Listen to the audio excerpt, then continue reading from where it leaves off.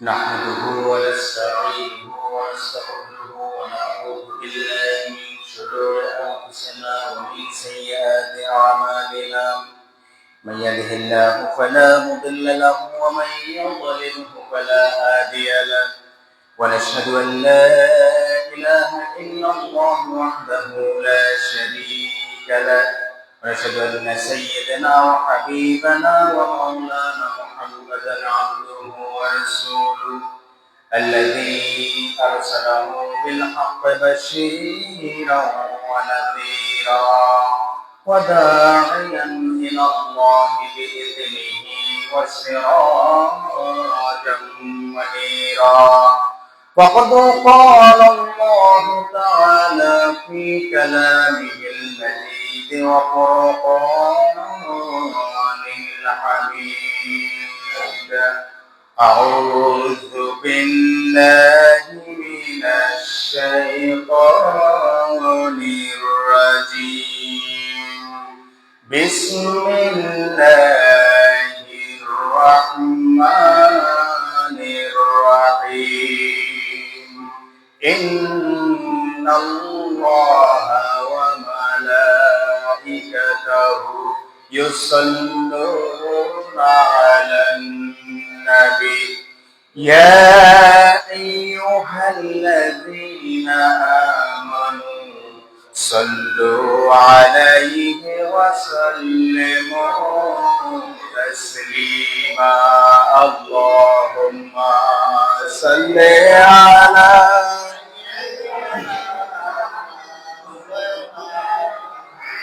وعلى آل سيدنا مولانا محمد آئے ختم رسول فخر امام شاہ مدینہ دکھلا جے مجھے منظر گلزار مدینہ اللہم صلی علی سیدنا وعلى آل سيدنا مولانا محمد بلغ العلا بكماله كشف الدجى بجماله حسنت جميع خصاله صلوا عليه وعليه محمد مصطفى تمہیں حبیب پاک دیگر ہو سبھی عاصیہ مشکل کشائے روز محشر ہو بلغ العلا بکمالہ کشف الدجى بجمالہ حسنت جميع خصاله صلوا عليه وعليه اللهم صل على محمد وعلى آل محمد كما صليت على إبراهيم وعلى آل إبراهيم إنك حميد مجيد اللهم بارك على محمد وعلى آل محمد كما باركت على إبراهيم وعلى آل إبراهيم إنك حميد مجيد সকল প্রশংসার মালিক কে সকল ক্ষমতার মালিক কে আমাদেরকে সুস্থতার নিয়ামত দান করেছেন কে আমাদেরকে আজকে ঈদুল আজহার সালাত আদায় করার জন্য এখানে আসার তৌফিক দিয়েছেন কে যে আল্লাহ তাআলা আমাদেরকে এত নিয়ামত রাজি দিয়ে দয়া করে মায়া করে রহমতের ছায়াতলে সব সময় রেখে আমাদেরকে এত টেক কেয়ার করে যাচ্ছেন যে মালিক আমাদের এত দায়িত্ব নিয়ে নিয়েছেন আমাদের প্রভু যিনি আমাদের সর্বক্ষণিক যিনি প্রতিপালন করছেন সেই মালিকের দরবারে আমরা ওই মালিকের শেখানো ভাষা দিয়ে ওই মালিকের প্রশংসা আদায় করে দিচ্ছি আমরা বলছি আলহামদুলিল্লাহ প্রিয় মুসলিম ভাইরা আজকে আমরা এমন একটা ক্ষণে এসে দাঁড়িয়েছি পৌঁছেছি আল্লাহ তাআলা আমাদেরকে তাদেরকে তৌফিক এনায়েত করেছেন আমরা সকলেই মিলে আজকে আমরা উদহিয়া আমরা কুরবানি আমরা পালন করব ইনশাআল্লাহ। এর পূর্বে আমাদের জন্য যেটা লাজেম সেটা হচ্ছে যে 2 রাকাত রাকাত ওয়াজিব সালাত আদায় করা, ঠিক কিনা? তো প্রিয় ভাইরা আমার, অনেকেই একটা জিনিস খেয়াল রাখবেন, কোরবানি পাইকারি ধরে সবার জন্য ওয়াজিব নয়, কিন্তু আমাদের সারা বছর 365 দিন 5 ওয়াক্ত নামাজ সালাত এটা কি ফরজ, এটা কি ফরজ। মনে রাখবেন, ফরজের চেয়ে ওয়াজিবের মর্যাদা বেশি নয়। ফরজ হচ্ছে ফরজই, ফরজ হচ্ছে আকাশে আপনি যেমনি ভাবে কোটি কোটি তারকার মধ্যে একটা মাত্র চাঁদ দেখবেন, একটা ফরজ হচ্ছে অন্যান্য ইবাদতের মধ্যে ওই চাঁদের মতো আল্লাহু আকবার। এই জন্য সব সময় খেয়াল রাখবেন ফরজ বিধানগুলো আপনার ঠিক আছে কিনা। আপনি কোরবানির গরু কত বড় দিয়েছেন এটা আল্লাহর কাছে নেসেসারি নয়, আল্লাহর কাছে জরুরি হচ্ছে আপনার তাকওয়া ঠিক আছে কিনা। সুবহানাল্লাহ। তাহলে আগে কি বড় পশুর দরকার না তাকওয়া অর্জন করার দরকার? তাকওয়া অর্জন করার দরকার। আজকের দিনটা হচ্ছে আমাদের তাকওয়ার পরীক্ষা। কিসের পরীক্ষা? তাকওয়ার পরীক্ষা। কে কতটুকু তাকওয়া অর্জন করতে পারেন আল্লাহ তাআলা আজকে উপর থেকে বসে বসে সেটাই কিন্তু মনিটর করবেন। সুবহানাল্লাহ। আপনার কাছে যা থাকবে সব সেটা আপনার কাছেই থাকবে, সেটা কারো কাছে যাবে না, আল্লাহর কাছে কিছুই যাবে না। একটা জিনিস যাবে, সেটার নাম কি বলেন তো? তাকওয়া। কি যাবে? তাকওয়া যাবে। আমার ভাইরা, আল্লাহ রাব্বুল আলামিন আজকে এই দিনে আমাদের সকলকে পরীক্ষা করবেন, বিশেষ করে যাদের উপরে তিনি কোরবানি ওয়াজিব করেছেন তাদের জন্য সবচেয়ে বড় পরীক্ষা হয়ে যাবে। সুবহানাল্লাহ বলেন। আমার আল্লাহ তাআলা আপনাকে ধন দিয়েছে, দৌলত দিয়েছে, টাকা দিয়েছে, পয়সা দিয়েছে, ঠিক আছে, কিন্তু আপনার মধ্যে যদি তাকওয়া না থাকে তাহলে আপনার ওই ধন দৌলত টাকা পয়সার কোনো দাম নাই। তাহলে দাম কিসের? তাকওয়ার দাম। কিসের দাম? তাকওয়ার দাম। আমার ভাইরা, আমার আল্লাহ তাআলা কত সুন্দর করে সূরা হজের 37 নম্বর আয়াতের মধ্যে আমাদেরকে আজকে বলে দিচ্ছেন, আমাদেরকে আজকে যে আমরা কোরবানি করব, আমরা আল্লাহর রাস্তায় যে পশুগুলোকে জবাই করে দেব, আমরা আল্লাহ তাআলা সেই 1450 থেকে 1500 বছর আগে আমার নবীর মাধ্যমে আমাদের সবাইকে তিনি জানিয়ে দিয়েছেন। প্রিয় ভাইরা আমার, কি জানিয়ে দিয়েছেন চলুন দেখি।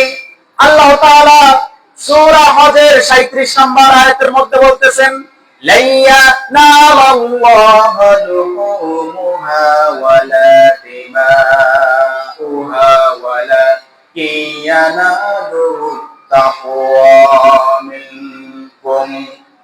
আমার আল্লাহ তাআলা বলছেন, হে আমার বান্দারা, লাইয়া নালাল্লাহ, কখনোই আল্লাহর কাছে পৌঁছাবে না, আল্লাহর কাছে এগুলা কোনো কিছুই যাবে না।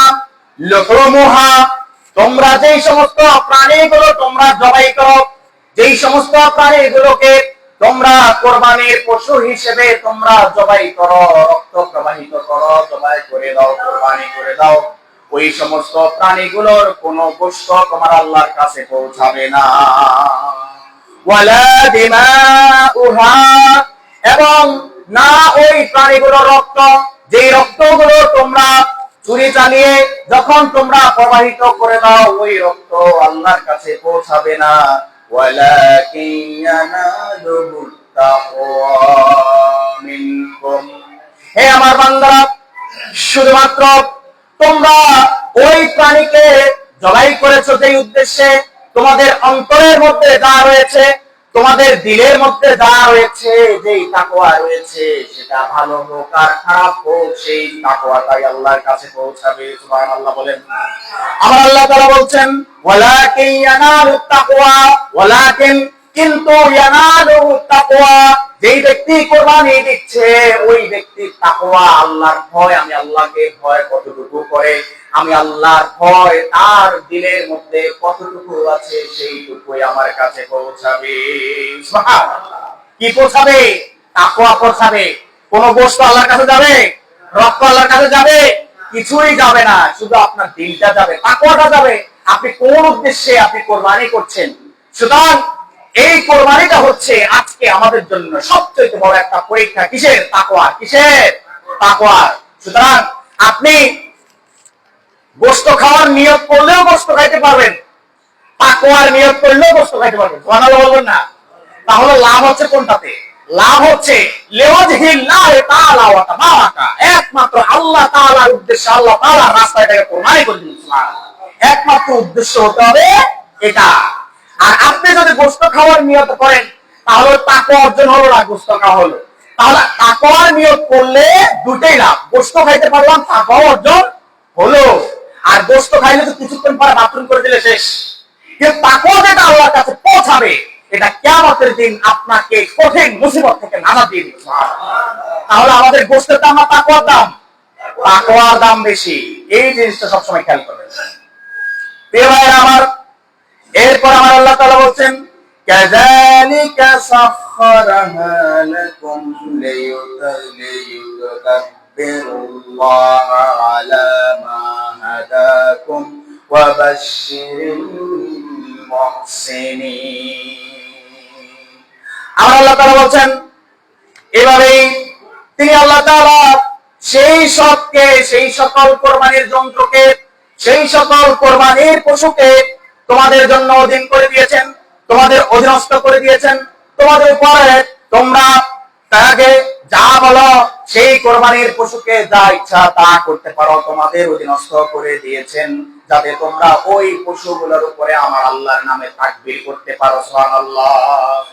যখন তোমরা ওই পশুগুলোর গলার মধ্যে ছুরি ধরবে, যখন তোমরা ওই পশুগুলোকে জবাই করতে পারবে, তখন তোমাদের মুখে একটাই শব্দ থাকবে, লিতুকাব্বিরুল্লাহ, একমাত্র আল্লাহ তাআলার নামে আল্লাহু আকবার, আল্লাহু আকবার, আল্লাহু আকবার বলে ওই পশুগুলার গলা থেকে তোমরা রক্ত প্রবাহিত করে দিবে।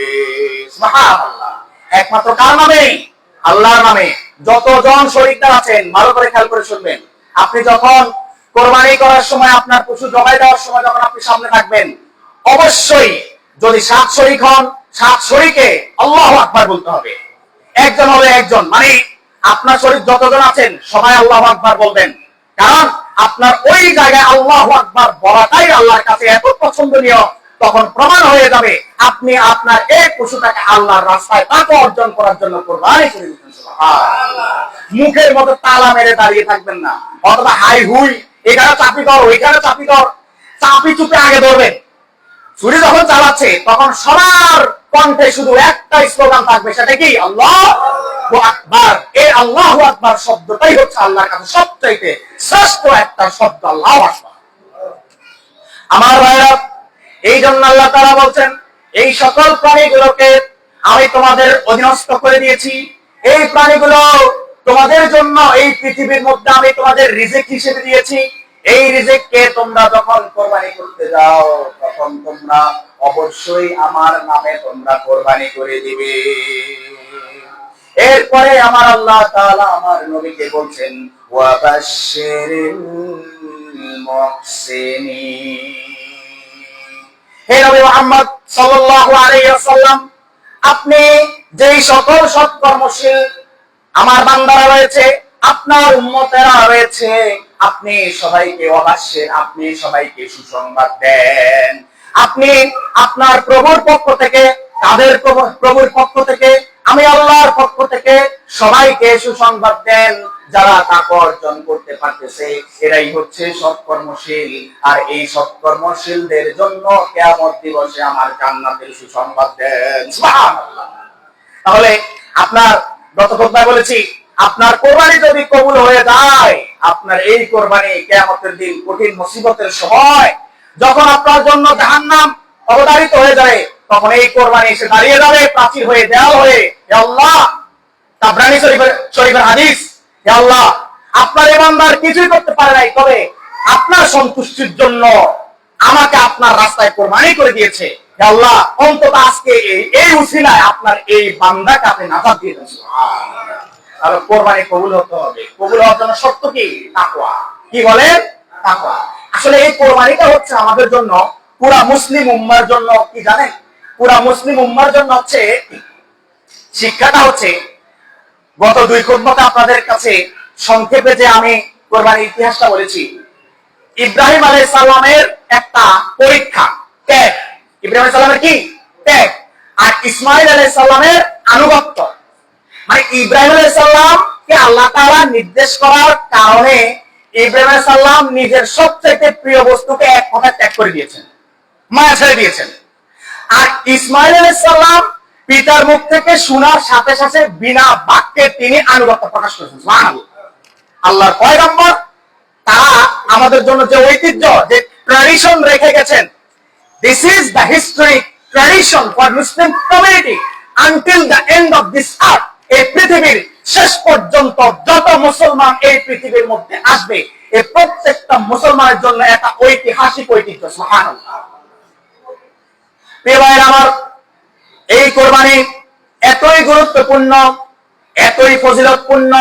এই কোরবানির পশুর গায়ে যতগুলো লোম রয়েছে, যতগুলো পশম রয়েছে, এই লোমগুলো, এই পশমগুলো যতই ঘনই হোক না কেন, আমার রাসূল বলতেছেন এই কোরবানির ফলে যে ব্যক্তি কোরবানি দেয় আল্লাহর রাস্তায়, আল্লাহর সন্তুষ্টির জন্য, তাকওয়া অর্জন করার জন্য, আমার রাসূল বলতেছেন ওই ব্যক্তির জন্য ওই পশুর গায়ে যতগুলা লোম রয়েছে, আমার আল্লাহ তাআলা ওই ব্যক্তির আমলনামায় সেই পরিমাণ সওয়াব দিয়ে দেন।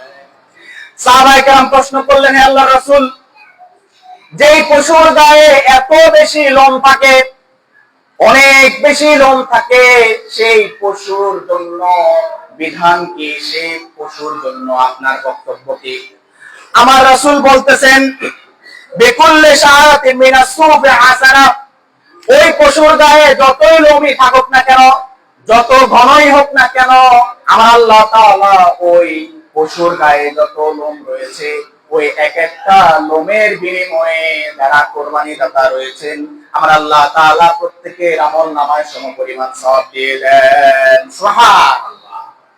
এত ফজিলতপূর্ণ। তাহলে মূল কথা হচ্ছে আজকে আমাদের জন্য কিসের পরীক্ষা? তাকওয়ার পরীক্ষা। কিসের পরীক্ষা? তাকওয়ার পরীক্ষা। তাকওয়া অর্জন করতে হবে আমাদেরকে। মনে রাখবেন, 7 শরীক আছেন, একজনের নিয়ত যদি গরমিল হয়, হ্যাঁ ভালো করে শুনে রাখেন, একটা গরুতে, একটা উটে, একটা মহিষে সর্বোচ্চ কয়জন শরীকদার হতে পারে? 7 জন। কয়জন? 7 জন। এই 7 জনের মধ্যে যদি একজনও যদি আপনার নিয়তে গরমিল করে, তাহলে বাকি 6 জনের কোরবানিও বরবাদ হয়ে যাবে। নাউজুবিল্লাহ। এজন্য খবরদার, সামান্য একটু, আমি আগে বলেছি এটা খুব স্পর্শকাতর একটা ইবাদত। This is a sensitive warship. এটা হচ্ছে একটা খুবই স্পর্শকাতর একটা ইবাদত। এই ক্ষেত্রে কোনো নিয়তের গরমিল করা যাবে না। তো এইজন্য সবাই এক কথায়, মানে খোলা মন নিয়ে, পরিষ্কার মন নিয়ে, আল্লাহ তাআলা সন্তুষ্টির জন্য সবাই কোরবানি করে দিবেন। আর গোশত বন্টন নিয়ে অনেক সময় শরীকদের মধ্যে একটু টুকটাক হতে পারে, তবে এখানে টুকটাক হওয়ার সুযোগ নাই। এই জন্য কোরবানির পশুর গোশত 3 ভাগ করা ফরজ ওয়াজিব কিছু নয়। ভালো করে খেয়াল করে শুনেন, আপনার পশুর কতটুকু গোশত হয়েছে সেই অনুসারে সকল অংশীজন মিলে আপনারা যেইভাবে ভাগ করার সিদ্ধান্ত নেবেন সেইভাবে হবে। এখানে 3 ভাগ করা জরুরি নয়। ভালো করে খেয়াল করে শুনবেন। এখন আপনি বলবেন যে আপনি 3 ভাগ করবেন, আপনার আরেক শরীক বলল যে না 3 ভাগ না, আমি এইভাবে করব। এইভাবে করলে হবে না। আপনারা সবাই মিউচুয়ালি আন্ডারস্ট্যান্ডিং এর মাধ্যমে সুন্দর করে একটা নেগোসিয়েশন করে নেবেন। এটাই হচ্ছে আপনাদের জন্য সবচাইতে উত্তম হবে, এবং যেটা আপনাদের আল্লাহর কাছে তাকওয়া পৌঁছানোর ক্ষেত্রে আর কোনো অন্তরায় হতে পারবে না। প্রিয় ভাইরা আমার, আমরা ঠিক বরাবর 7:45 ইনশাআল্লাহ আমরা নিয়ত করব, আমরা সালাতে দাঁড়িয়ে যাব। তো আসুন আমরা আমাদের এই কোরবানিটাকে একমাত্র আল্লাহর সন্তুষ্টির জন্য, লিওয়াজহিল্লাহ তাআলা ওয়া তাবারাকা, আল্লাহ তাআলা সন্তুষ্টির জন্য আমরা আমাদের এই কোরবানিটাকে নিশ্চিত করে থাকি। এবং কারো যদি, এখনো বলছি, যদি কারো ক্ষেত্রে যদি কোনো কিছু নিয়ে ত্রুটি বিচ্যুতি হয়, সেটা যদি মাসালা সংক্রান্ত হয়, আমি আপনাদেরকে বলে রাখছি, আপনারা যে কোনো সময় মাসুদ ভাইয়ের কাছে আমার ফোন নাম্বার দেওয়া আছে, আমাকে ফোন দিবেন। ইনশাআল্লাহ আমি যে অবস্থায় থাকি না কেন, গাড়িতে থাকি, বাসায় থাকি, বসে থাকি, ইনশাআল্লাহ আমি আপনাদেরকে মাসালাটা মানে বলে দেবো। কিন্তু তারপরেও মাসালা সংক্রান্ত বিষয়ে ঝগড়া করবেন না। মানে না জেনে কোনো বিষয়ে ঝগড়া করবেন না। না জেনে কোনো বিষয় কি করবেন না? ঝগড়া করবেন না। যেটা জানা নেই সেটা জেনে নেবেন, এটা দায়িত্ব। জেনে তারপরে সমাধানে আসবেন। আল্লাহ তাআলা আমাদের সবাইকে খালেস নিয়তে, সহি নিয়তে তাকওয়া অর্জন করার জন্য এই কোরবানি করার তৌফিক দান করুন। আল্লাহুম্মা আমিন। হাযা মা ইনদি ওয়া লা ইলমা ইনদাল্লাহ আলাইহি তাওয়াক্কালতু ওয়া ইলাইহি উনীব। আসসালামু আলাইকুম ওয়া রাহমাতুল্লাহি ওয়া বারাকাতুহু।